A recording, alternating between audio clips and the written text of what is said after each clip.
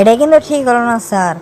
আপনি আমার আরও 2 ঘন্টা বক্তব্য নেবেন এটি, আর আপনি আমার খালি 1 কাপ চা খেলেন। আপনাকে আমি কিন্তু 2 প্যাকেট মাল খেলেন, তাও না শান্তি পাই না। নিজের মাল পেটত তোলা হনে না, তবে সব সত্যি কথাগুলো আছে উগলে উগলে বাড়ালো হনে। আপনি তো আমার সেটা বুঝলেন না স্যার।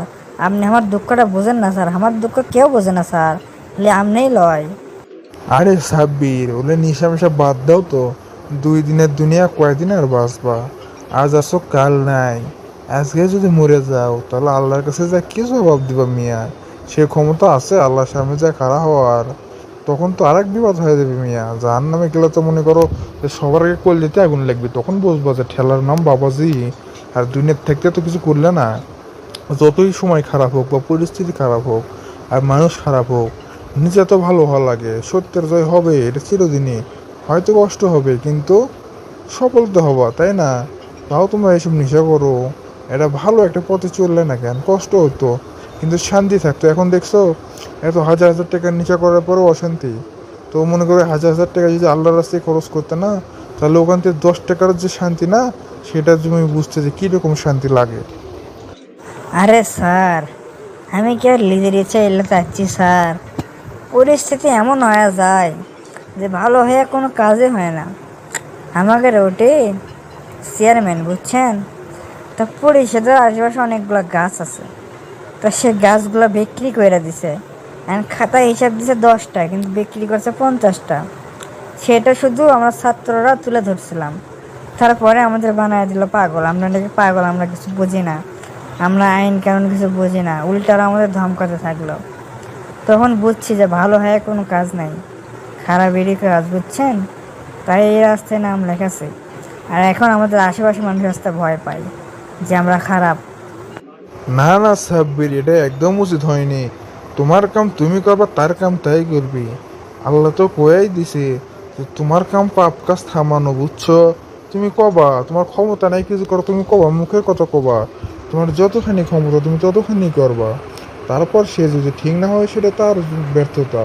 তুমি যে তোমার কাজটা করছো, তুমি তোমার কাজ করছো করছো প্লাস আবার ওইসব দিকে তুমি খারাপও হয়েছো, এটা তো তুমি ভুল কাজ করছো মিয়া। এটা তো তোমার একদম ঠিক হয় নাই গো। এখন তুমি কি জবাব দিবা কও? আগে তো ভালো আছি, আগের মতো ভালো ছিল কি কোনো সমস্যা হয়েছে তোমার? তুমি এখন যে পর্যায়ে আসো, এখান থেকে ফিরে আসা কিন্তু খালি মুশকিলই হয়, একেবারে মহা মুশকিল বাহে। তুমি ফিরে আসবে কেন? আমি তো এটাই ভাবিচ্ছি। তোমার শরীরের অবস্থা দেখেই তো মনে বোঝা যাচ্ছে যে তোমার ভিতরে কোনো কিছু এর ঠিক নাই। স্যার এটা তো আমিও জানি স্যার, আমাকে এসব বোঝান লাগবে হয়। কিন্তু সময়ের ব্যবধানে আস্তে আস্তে আমার পরিবারের উপরে প্রেশার আসা শুরু হলো। তখন বুঝলাম যে আমি যদি এই বাড়িতে থাকি, তো আমার জন্য আমার পুরো পরিবারটাই নষ্ট হয়ে যাবে। তখন বাইরে ছাড়ছি স্যার। তারপর থেকে আস্তে আস্তে খারাপ সঙ্গ দিতে দিতে আজ আমার এই অবস্থা। এখন দোষ আমি কাক দেবো কোন স্যার? নিজের পরিবারের তো দোষ দিতে পারলাম না, কারণ তাকে বিপদ হয়েছে আমার লাগে, আর আমি সেখান থেকে সরে আসছি। আসার পরে আমার এই অবস্থা হয়েছে। আমার জন্য তো তারা দেয় না, আমার জন্য দায়ী এই সরকারি লোকেরা, এই উপর মহলের লোকেরা বুঝছেন। আমি তো সাধারণ আমজনতা। তা কি এমন সঙ্গ ধরলে যে তোমার এই অবস্থা হয়ে গেল? সব পোলাপান তো এমন লয়। আর তোমার আশেপাশে জেল্লায় করে শিললেও তো ইনকা লয় দেখি আমি। সবগুলো তো ভালোই, তোমাকে মনে হয় আগে থেকেই চিনি।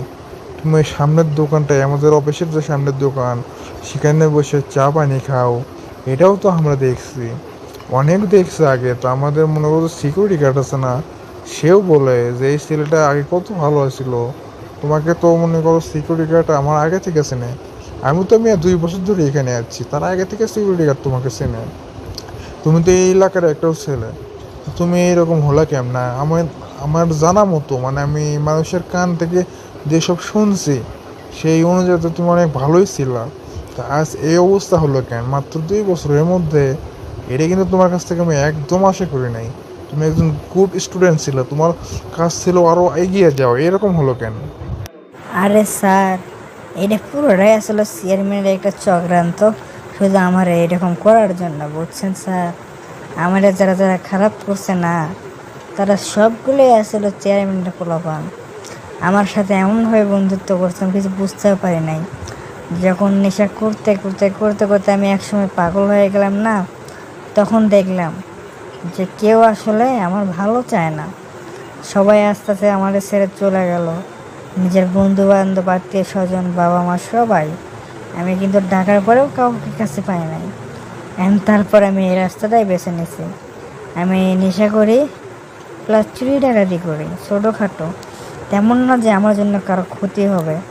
আর আমি কোনো ভালো মানুষের ক্ষতিও করি না। যার প্রচুর আছে তার কাছ থেকে কিছু নেই, তাতে তার কোনো ক্ষতি হয় না। না না সাব্বির, তুমি যাই কর তাই কও, তোমার কিন্তু ভালো হওয়াই লাগবে। কারণ আমার সব দর্শকও চাই যে তুমি ভালো হও, বুঝছো? এরকম হয়ে থাকলে কিন্তু হবি না।